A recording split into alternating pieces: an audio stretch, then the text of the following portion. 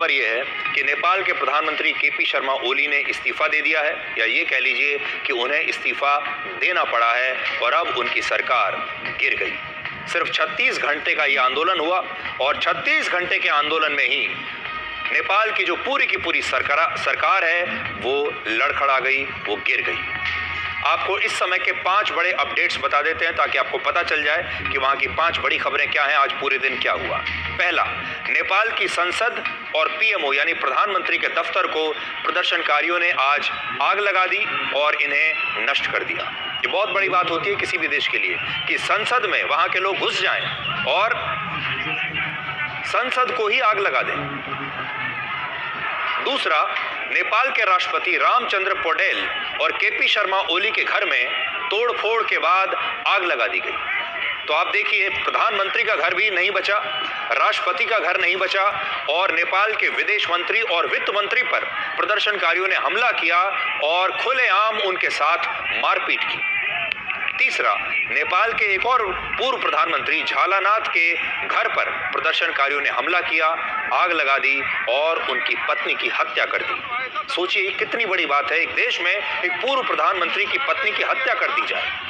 चौथा, पिछले 2 दिनों की हिंसा में अब तक 22 लोगों के मारे जाने की पुष्टि हो चुकी है और आज नेपाल के सेना प्रमुख और पूर्व राजा ज्ञानेंद्र शाह ने प्रदर्शनकारियों से शांति बनाए रखने की अपील की है। और 5वीं बात यह है कि नेपाल की राजधानी काठमांडू का त्रिभुवन इंटरनेशनल एयरपोर्ट अब सुरक्षा कारणों से बंद कर दिया गया है। इस समय नेपाल से ना तो कोई फ्लाइट टेक ऑफ कर रही है और ना ही लैंड कर रही है, वहां के एयरपोर्ट को बंद कर दिया गया है।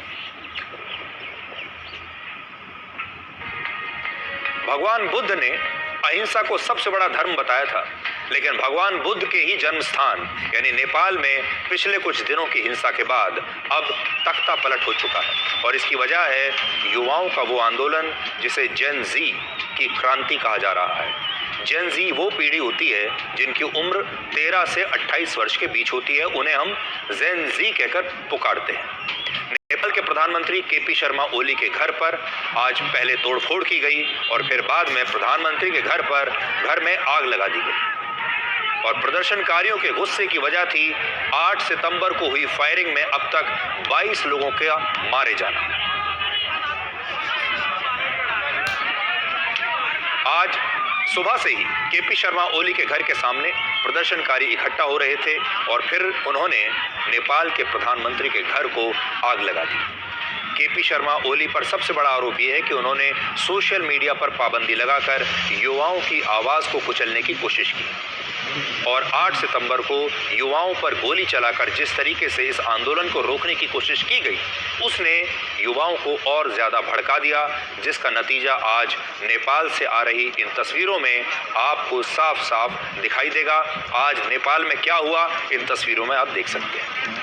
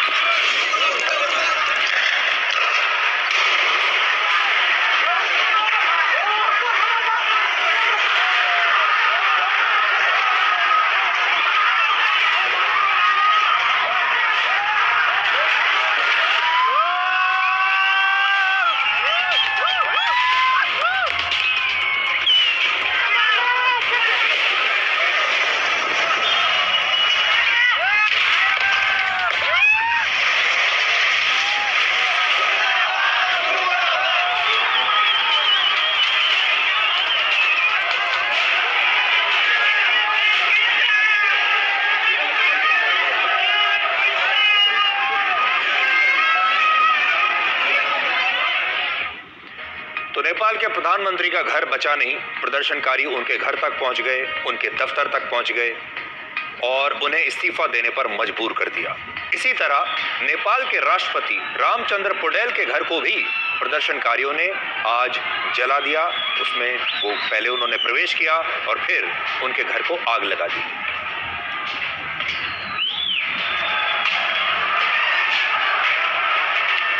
राष्ट्रपति का घर आप देख सकते हैं,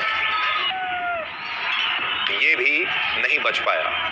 और नेपाल के पूर्व प्रधानमंत्री शेर बहादुर देउबा और उनकी पत्नी आरजू देउबा को आज बुरी तरीके से पीटा गया और उनका घर भी प्रदर्शनकारियों ने जला दिया। और सबसे बड़ी बात यह है कि आरजू देउबा नेपाल की विदेश मंत्री हैं। प्रदर्शनकारियों की भीड़ ने अपने देश की विदेश मंत्री को घेर लिया और नेपाल की पुलिस ने बड़ी मुश्किल से इनकी जान बचाई। तो इस आंदोलन में जो सबसे दुखद बात सामने आ रही है वो ये है कि नेपाल के जो बड़े बड़े नेता हैं, मंत्री हैं, उनकी जान खतरे में आ गई है। उनके परिवारों की जान, उनके बच्चों की जान खतरे में आ गई है। नेपाल के पूर्व वित्त मंत्री विष्णु पौडेल पर प्रदर्शनकारियों ने हमला कर दिया और अपनी जान बचाने के लिए उन्होंने भागने की कोशिश की, लेकिन उनका पीछा करके भीड़ ने उन पर सरेआम सड़क पर हमला किया, सरेआम सड़क पर उन्हें पीटा